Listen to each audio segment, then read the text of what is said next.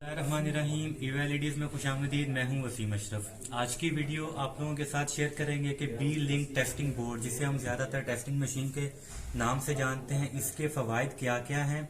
इसमें जो ये डिफरेंट पोर्ट्स आपको नजर आ रही हैं, इनको हम किस तरह से यूटिलाइज करते हैं, पैरामीटर्स कौन कौन से हैं जिनको देखना जरूरी है, और इन पैरामीटर्स के जरिए हम क्या नताज अखज करते हैं। ये एलईडी के बिजनेस में ये मशीन सबसे ज्यादा इम्पोर्टेंस की हामिल है, जिसे हम बहुत ज्यादा निगलेक्ट कर देते हैं या इसको इस्तेमाल में नहीं लाते। ज्यादातर लोग जो शुरुआत में ही नुकसान उठा बैठते हैं इस मशीन के ना होने की वजह से। आप मार्केट में चले जाते हैं, वहां से रॉ मटेरियल परचेज कर लेते हैं विदाउट टेस्टिंग, किसी पे एतबार करके आप ले आते हैं, और जब आप उसको मार्केट में भेजते हैं असेंबल करके तो आपके पास क्लेम आता है बहुत ज्यादा। उस चीज को मिनिमाइज करने की एक छोटी सी कोशिश है। मैं उम्मीद करता हूं वीडियो आपको पसंद आएगी और आपके नॉलेज में काफी हद तक इजाफा होगा। अभी तक जो हम चीजें डिस्कस करते रहे हैं वो ये कि जो तैयार बल्ब है उसकी टेस्टिंग कैसे करते हैं। सबसे पहले तो मैं ये बता दूं कि जो इसमें पोर्ट्स लगी हुई है ना, ये एक ही पोर्ट है। इस पोर्ट में आप डायरेक्ट चूड़ी वाला बल्ब तो लगा सकते हैं, जिस तरह ये मेरे पास एक चूड़ी वाला बल्ब है, डबल हीट सिंक वाला। डायरेक्ट चूड़ी वाला बल्ब तो इसमें लग जाता है, लेकिन अगर आपने पिन वाला बल्ब लगाना है उसके अंदर, तो उसके लिए आपको एक ये कन्वर्टर लेना पड़ता है। ये कन्वर्टर क्या करता है कि इसको आप इसमें लगा देते हैं। अब इसके जो ऊपर वाला पोर्शन है, इसमें आप पिन वाला बल्ब भी लगा सकते हैं। पिन वाला बल्ब मेरे पास अब डीओबी में है, तो ये मैं पिन वाला बल्ब अब इसके अंदर लगा रहा हूँ। तो मशीन के साथ एक कन्वर्टर आपके लिए इंतहाई जरूरी है, ताकि आप चूड़ी वाला और पिन वाला दोनों को आप टेस्ट कर सकें। ये जो पोर्शन है मेरे पास, यहाँ पे भी आपको एक चूड़ी वाला होल्डर नजर आएगा। ये पोर्शन डीसी के लिए यूटिलाइज होता है। जब आप डीसी बल्ब की टेस्टिंग कर रहे हो तो इसी तरह ये कन्वर्टर आपको हेल्प आउट करेगा कि यहाँ पे चूड़ी वाला बल्ब लग जाएगा, और जब आप पिन वाला लगाना चाहें तो इस कन्वर्टर को यहाँ लगा के आप पिन वाला बल्ब भी अपना चेक कर सकते हैं। अब आते हैं डिफरेंट पैरामीटर्स की तरफ। इस वक्त जो मेरे सामने बोर्ड है, इसके ऊपर आपको 7 आपको ये एलसीडी लगी नजर आ रही हैं। इसमें सबसे ऊपर लिखा हुआ है पावर एफिशिएंसी, आपकी डिवाइस की पावर एफिशिएंसी कितनी है। उसके बाद एसी वोल्टेज, इस वक्त ये डिवाइस एक्टिव है, ऑन है। आपको यहाँ पे 232 वोल्ट या 233 वोल्ट नजर आ रहा है कि वाबरा की तरफ से इस वक्त हमारे पास जो लाइट आ रही है उसमें 232 वोल्ट हमें मिल रहे हैं। उसके बाद एसी करंट है, एसी पावर है। पावर वाट को कहते हैं, जितने वाट का आप बल्ब लगाएंगे उतनी पावर यहाँ पे आपको शो होगी। उसके बाद पावर फैक्टर, इंतहाई इंपॉर्टेंट चीज पावर फैक्टर। अगर आपकी डिवाइस का पावर फैक्टर 0.6 से या 0.5 से कम है तो आपकी डिवाइस अच्छी नहीं है। उसके बाद डीसी वोल्टेज और डीसी करंट, ये सारे वो पैरामीटर्स हैं जिनको हम 1 बाय 1 देखेंगे। यहाँ पे सबसे पहले मैं यहाँ पे एक चूड़ी वाला बल्ब लगा रहा हूँ और इसको मैं ऑन करूंगा तो ये कुछ पैरामीटर्स आपके सामने आएंगे, जरा इनको नोट डाउन कर लें। जैसे ही मैंने बल्ब को रोशन किया, आप लोग देख पा रहे हैं इसे? जी जी।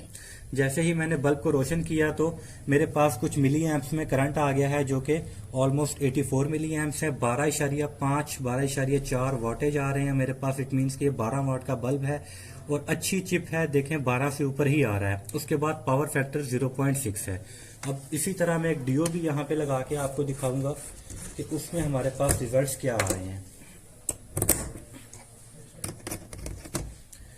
डीओ भी जैसे ही मैंने ऑन की, अगेन 12 से ऊपर मेरे पास स्टार्टिंग में वाट आए हैं। 0.6 का पावर फैक्टर है, 79-80 मिली एम्प्स करंट आ रहा है।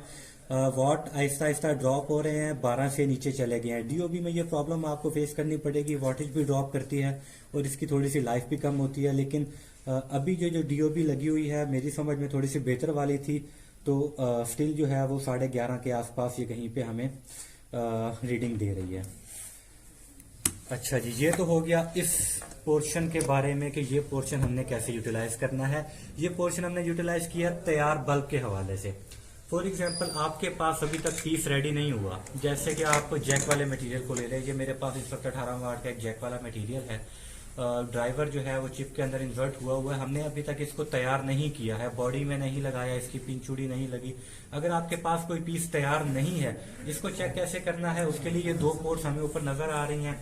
एक रेड है, एक ब्लैक है। कोई भी एक वायर जो है वो आप रेड वाली पोर्ट में लगा दें, दूसरी वायर जो है वो आप ये ब्लैक वाली पोर्ट में लगा दें।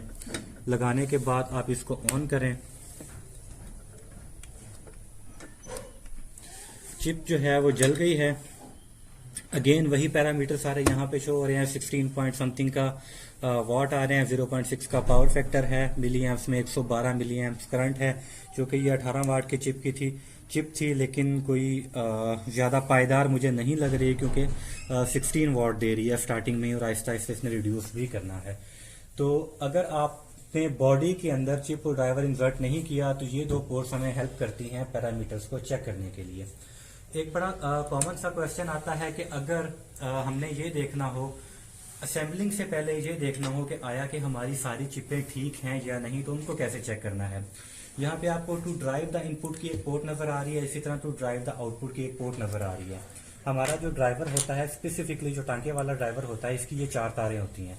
तो जो इनपुट वाली साइड है, कोई सी भी 2 पोर्ट्स आप यूटिलाइज करके वहां पे ये 2 तारें आप इनपुट वाली पोर्ट में लगा दें, जैसे कि मैं आपके सामने लगा रहा हूँ। और इसी तरह आउटपुट में आपने थोड़ा सा ध्यान रखना होता है कि जो रेड वाली है वो आपने रेड में ही लगानी है, और जो व्हाइट वाली है उसको आप ब्लैक में लगा दें।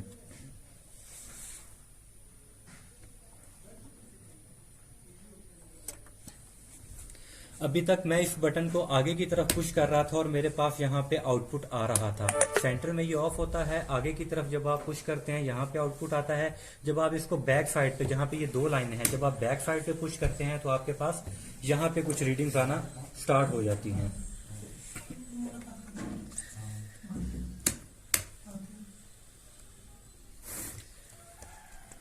एक चिप को मैं यहाँ पे रख रहा हूँ और यहाँ पे मेरे पास 2 लीड्स हैं जो इसी बोर्ड के साथ आती हैं। एक कुछ रेड कलर की है और एक कुछ व्हाइट कलर की है। मैं जरा एक दफा रीचेक कर लूं, क्योंकि रीडिंग जो है वो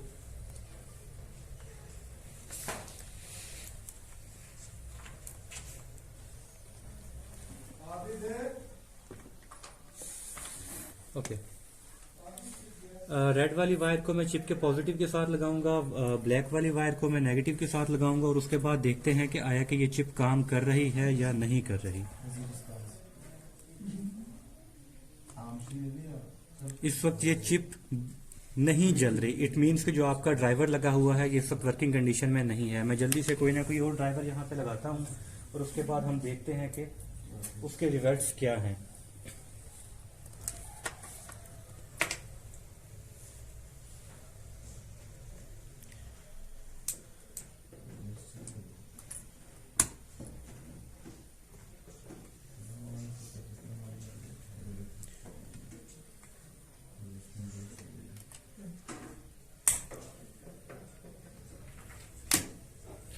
जी, पहले वाला ड्राइवर हमें यहाँ पे रीडिंग्स नहीं दे रहा था।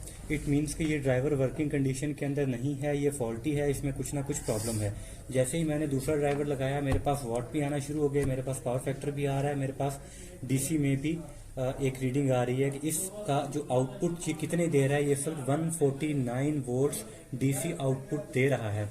230 वोल्ट एसी पावर ये रिसीव कर रहा है, एसी वोल्टेज रिसीव कर रहा है। 149 टू 150 वोल्ट्स ये हमें डीसी दे रहा है।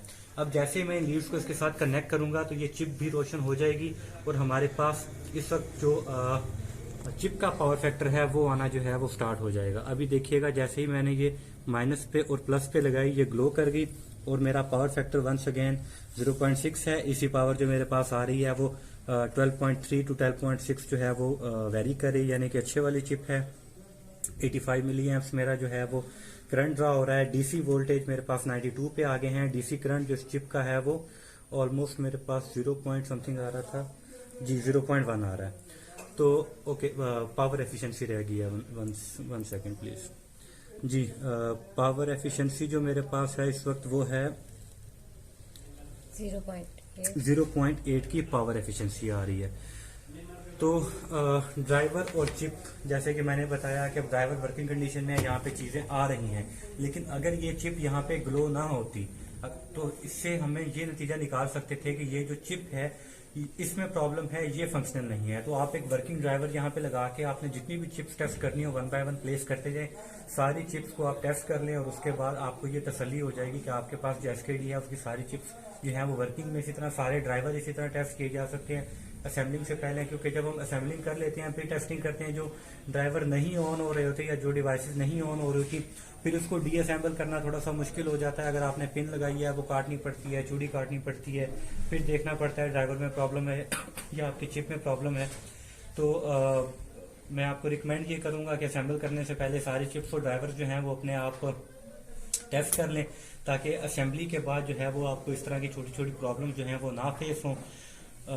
मेरे ख्याल से वीडियो आज की काफ़ी थोड़ी सी लंबी हो गई है, काफ़ी चीज़ें मैंने आपके सामने शेयर कर दी हैं, और मैं उम्मीद करता हूं कि आप जब भी रॉ मटेरियल लेने के लिए मार्केट में जाएंगे, किसी भी मार्केट में जाएं, वहां से सैम्पलिंग करें, सैम्पलिंग करने के बाद उसकी प्रॉपर टेस्टिंग करें, टेस्टिंग करने के बाद जो रिजल्ट्स आपके पास आते हैं उनको मद्देनजर रखते हुए आप अपने लिए रॉ मटेरियल परचेज करें। ईवैलिडीज के साथ जुड़े रहने का शुक्रिया। वस्सलाम। पाकिस्तान जिंदाबाद।